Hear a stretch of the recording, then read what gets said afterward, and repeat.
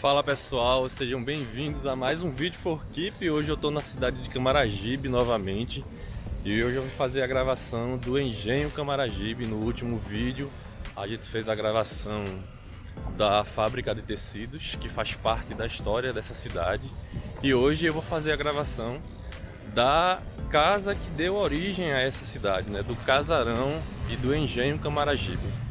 Hoje eu vou fazer a gravação como o vídeo de antes, apenas a gravação do drone. Então hoje eu vou fazer a gravação aérea e já já eu volto aqui para contar essa história para vocês. Valeu, tchau, tchau.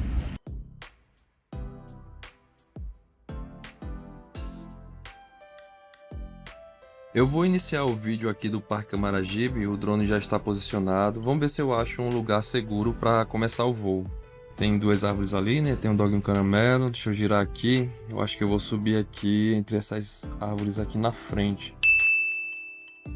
Bom, gente, esse parque aqui foi construído em 2002 no terreno cedido por Maria Amazonas. Se a gente olhar lá no fundo aqui após as árvores, deixa eu subir aqui mais um pouquinho. Se a gente olhar lá no fundo da tela, no canto aqui direito, a gente vai ver a PE05. Essa PE05 ela dá acesso aqui à cidade de Camaragibe para quem vem do centro de Recife. A gente tem aqui na frente do parque um trevo separando duas avenidas. Do lado de cá, a avenida do lado direito é a Avenida Belmino Correia. Essa avenida ela leva ao centro de Camaragibe, passa por São Lourenço e termina na BR-408. E aqui ao lado esquerdo a gente tem a PE027, que é a Estrada de Aldeia, que é também um bairro aqui da cidade de Camaragibe. Eu estou sobrevoando aqui agora o parque. Esse parque ele tem extensão de 1 km e aí as pessoas elas vêm aqui para caminhar, fazer corridas, fazer atividade física de modo geral, né? Tem uma academia da cidade aqui, ó.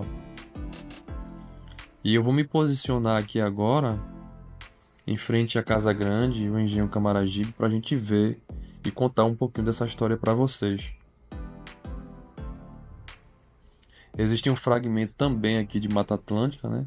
Ao redor do engenho, na verdade, esse fragmento ele vai daqui até o Shopping Camará. Eu já falei um pouquinho do shopping no outro vídeo, quando a gente comentou sobre a fábrica de tecidos, que é um outro vídeo que, se você puder ver também, acompanha lá. Olha só, aqui agora é a Casa Grande, a gente consegue ver a Casa Grande, onde ficava situado o Engenho Camaragibe. A casa ela apresenta ainda traços, né, da arquitetura colonial, embora ela vai apresentar alguns espaços que não são originários dela, foram construídos depois, mas a gente consegue perceber ainda essa arquitetura colonial. Eu vou contar um pouquinho da história desse engenho aqui para vocês. Então, como todos nós sabemos, no século XVI o Brasil ele era colônia de Portugal, sob domínio de Dom João III. E em 1530 o país ele foi dividido em capitanias hereditárias. Em 10 de março de 1534, a capitania de Pernambuco, as Seis Marias de Pernambuco, ela foi doada ao donatário Duarte Coelho de Albuquerque, porque ele prestou alguns serviços à coroa portuguesa. E aí, por esses serviços prestados, a coroa portuguesa acabou a coroa portuguesa acabou cedendo essas Seis Marias a ele, né? A gente tem aqui, ó, esse fragmento de Mata Atlântica ao redor do casarão. De sobrevoar aqui com cuidado para não ter nenhum perigo de colidir com um pássaro. Eu percebi que desde lá do início, quando eu subi com o drone, os pássaros eles ficam voando bem próximos.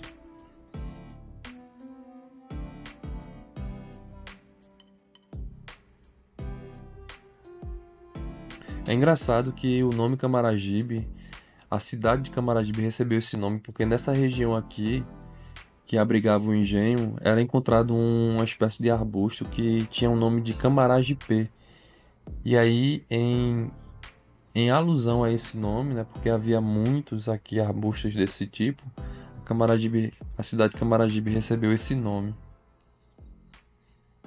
E aí hoje eu vou fazer esse sobrevoo aqui no casarão para mostrar para vocês essa história.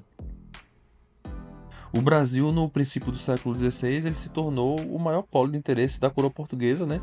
Porque os portugueses, eles tiveram um pouco, perderam os lucros que eles tinham na Índia devido às construções monumentais de Portugal, né? Edifícios majestosos, o sustento da realeza também, a construção de navios, a organização de manutenção das guarnições militares.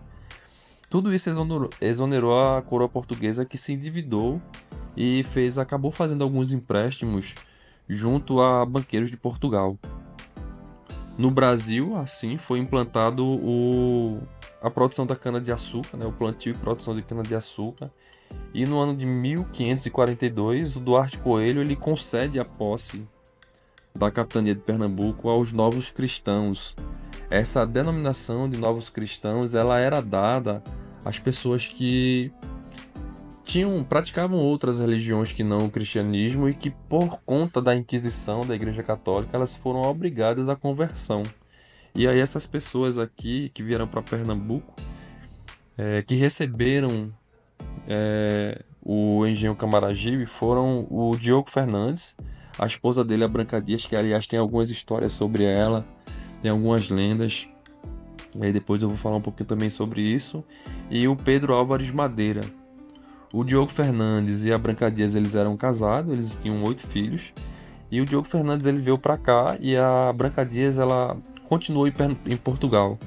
Algum tempo depois ela inclusive acabou sendo presa, né, por acusação de práticas religiosas judaicas.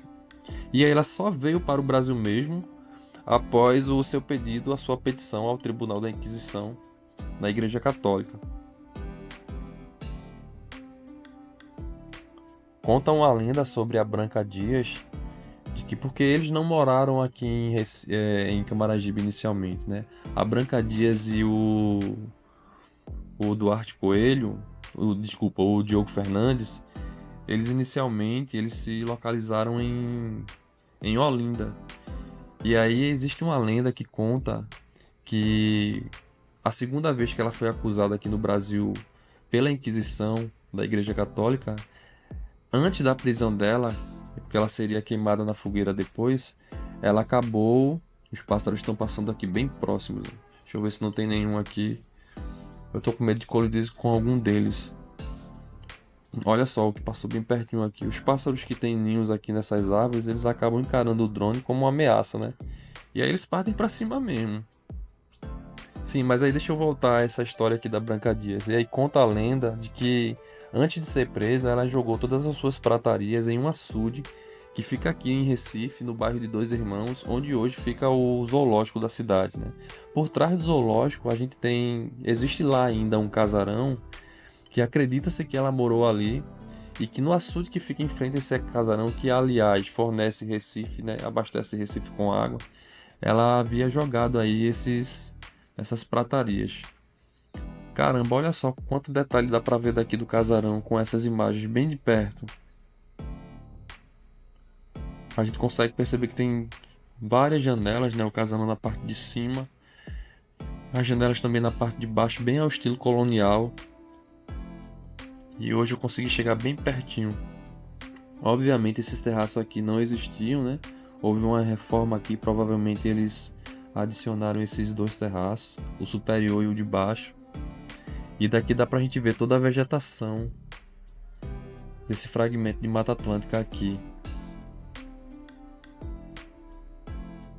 Sim, daí ela conta nessa lenda que ela contou essa prataria no açude e hoje as pessoas ainda buscam por essa prataria no açude que ficou conhecido como o açude do Prata, em alusão aí a essa lenda.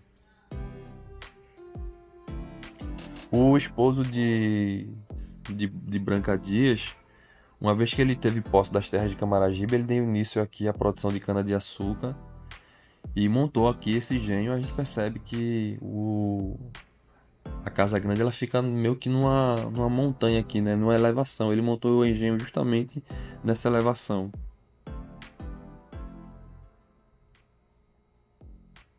Havia também na base da colina, né? Na base dessa elevação aqui, uma sinagoga de taipa que eles construíram para a prática de ritos judaicos como o Kippur e o Sukkot. Aliás, foi por conta disso que eles foram acusados várias vezes pela Inquisição da Igreja Católica. Daqui dá pra gente ver, ó, a parte de trás do casarão. Um dia de sol hoje, bastante sol. Aí provavelmente essa parte aqui de baixo, ela é recente. Eu acabei de passar por uma área aqui agora com o drone, atrás aqui do casarão, onde vocês puderam ver bastante vegetação. Nessa área aqui de baixo, descendo o drone aqui para mostrar para vocês. Em toda essa área aqui de baixo havia um grande açude. Esse açude que havia aqui, ele serviu por muito tempo ao casarão, ao engenho, na verdade, como força motriz para as moendas de cana-de-açúcar.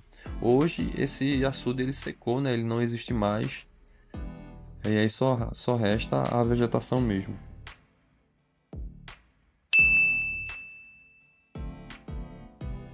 Daqui a gente consegue ver bem também o casarão, a parte de trás aí. Olha, e aí não se esquece, tá? Se você gostar do vídeo, deixa o teu like, aproveita.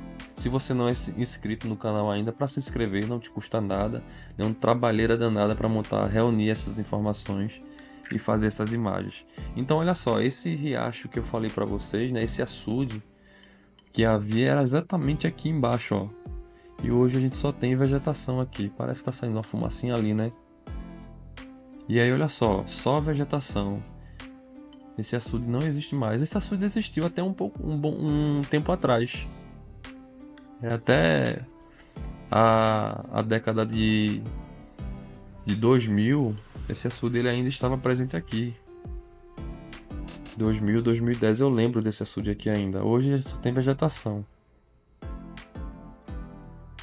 E aí, ó, no ano de 1547, a Branca Dias ela fechou uma sociedade com Bento Dias. Esse Bento Dias, ele era um comerciante de pau-brasil e depois também ele recebeu uma das Seis Marias, né? Foi a de Itamaracá.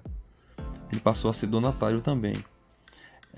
Branca Dias fechou esse acordo com ele para impulsionar a produção de cana-de-açúcar nesse engenho daqui.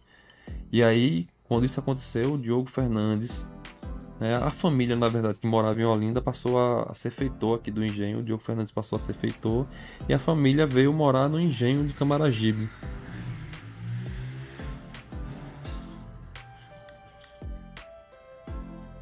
De acordo com alguns historiadores, os restos mortais de Bento Dias encontram-se enterrados onde se localizava a Pedra Mora aqui do engenho Camaragibe. Essa Pedra Mora é encontrada hoje no Museu do Homem do Nordeste, da Fundação Joaquim Nabuco.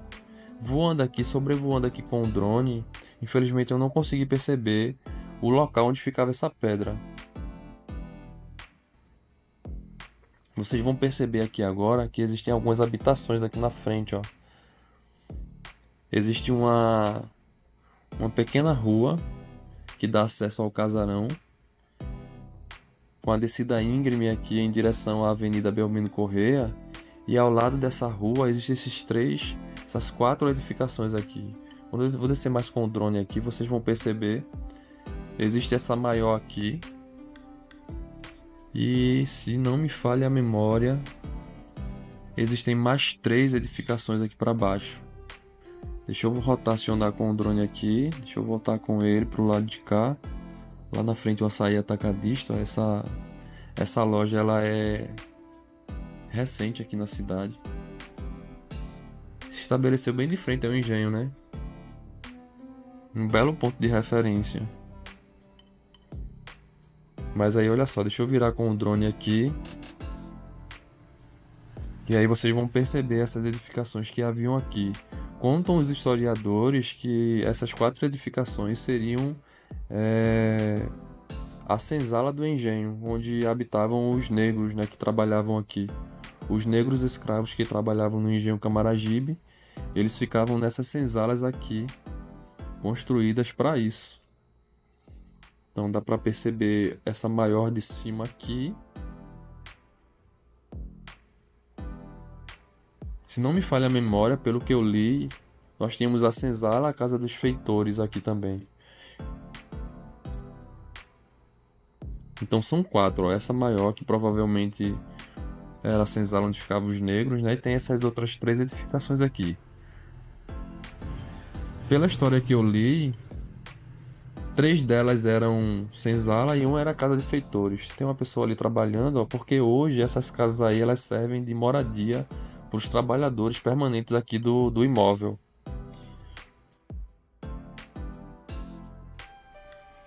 E aí dá para ver bem agora, ó, as quatro edificações. Tem essas três menores e tem a maior aqui em cima, ó. Deixa eu virar aqui. Pronto, agora dá para ver bem. E essa rua que dá acesso ao imóvel.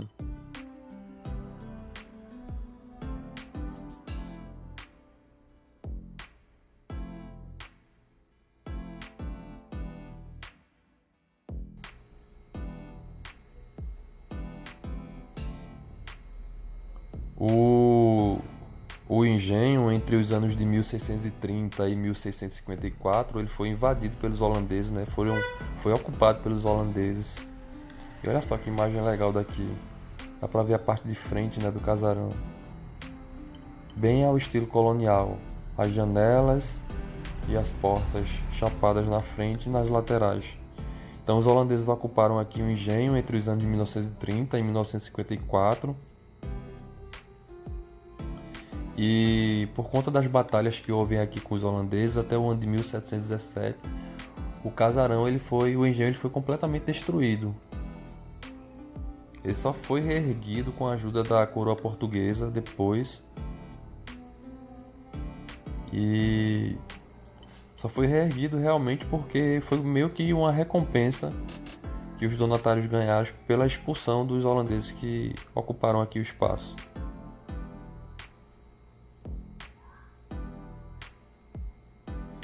Daí, após essa guerra com os holandeses, a Capela de Pedra ela foi construída em substituição àquela capela que eu havia falado, da Sinagoga de Taipa, né, para a celebração dos rituais judaicos. Na verdade, foi construída a capela, mas os donatários eles praticavam a sua religião judaica.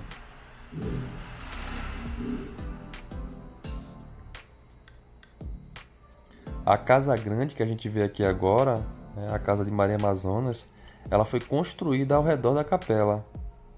E aí essa denominação, né, de Casa Grande, ela era dada aqui no Brasil para as habitações dos proprietários de grandes plantações de monocultura, como é o caso da cana-de-açúcar, né? Engenhos escravocratas, de organização patriarcal, e aí era dado esse nome de Casa Grande, que também faz referência, né, de forma literal à estrutura da casa, que literalmente é uma casa grande. E aí dentro dessa casa ela abriga ainda essa capela. A Casa Grande foi construída ao redor da capela. E os herdeiros atuais, eles conservaram essa capela dentro da Casa Grande.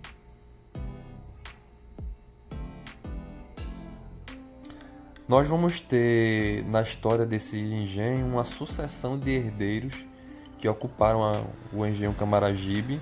Alguns herdaram, outros compraram a propriedade, e entre eles há alguns nomes importantes que inclusive deram nomes a algumas escolas da educação pública aqui na cidade de Camaragibe, como é o caso de Samuel McDowell, o Joaquim Amazonas, a própria Maria Amazonas,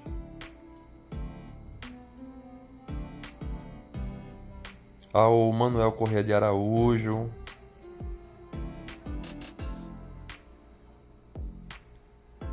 ao Pedro Francisco de Paula.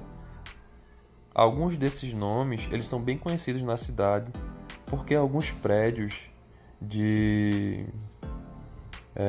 organização pública foram nomeados em homenagem a essas pessoas aqui na cidade. Aqui a gente consegue ver bem o casarão, voando bem de perto, ainda com medo dos pássaros aqui atacarem o drone.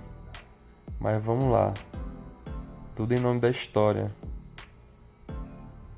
Eu vou me afastar aqui um pouco para a gente ter uma visão mais ampla do casarão. A história final do casarão conta que os herdeiros foram Ana Lins Araújo e Joaquim de Almeida, Amazonas, que o passaram como herança em 1941 a 43 para Maria Anita Amazonas e Samuel McDowell. Então, Samuel McDowell, né, um personagem importante também da história.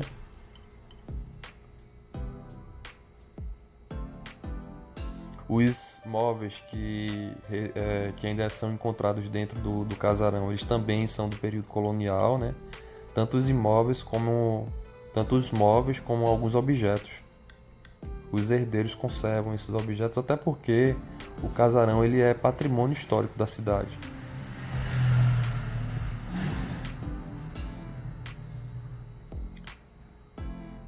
Ele se tornou patrimônio histórico, na verdade, em 1983. E aí, em 2002, com a doação do terreno, né, que fica em frente ao casarão, a prefeitura da cidade de Camaragibe, ela construiu esse parque aqui, o que foi ótimo, porque aí é uma área de lazer e prática de atividades físicas, mas que também dá uma visão geral para quem chega na cidade ao casarão, né?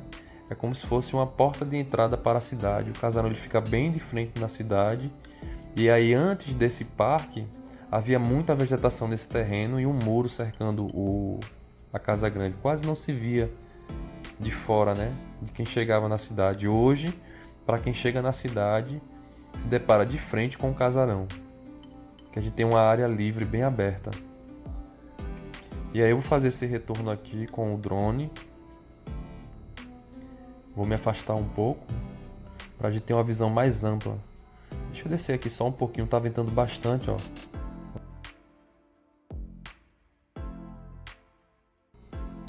E aí os pássaros continuam passando bem pertinho aqui. Para quem usa aí o DJI Mini 3 Pro, eu percebi que esse drone em relação ao Mini 3, ele tem um pouco mais de instabilidade em relação ao vento. Ele é mais suscetível às rajadas de vento. Acredito que pela frontal dele, né, com os sensores de colisão serem bem chapados na frente, a gente tem um atrito maior com o vento. Mas enfim, eu estou voltando aqui agora com o drone. Deixa eu me localizar e encontrar um espaço bom para voltar, porque além dos pássaros aqui tem muita árvore. E aí, para não colidir com nada, deixa eu me localizar aqui e encontrar uma área para voltar. Então eu vou aqui com cuidado pela lateral. Eu queria agradecer para quem ficou até o final assistindo o vídeo. Não se esquece, tá, de deixar teu like aí, porque o YouTube, quando você deixa o like, acaba considerando que o vídeo teve uma boa aceitação e passa esse vídeo para outras pessoas. Não se esquece também de se inscrever no canal, já que se você não for inscrito, e comenta se você achou interessante alguma curiosidade também sobre a Casa Grande Engenho Camaragibe. Valeu, obrigado e até a próxima.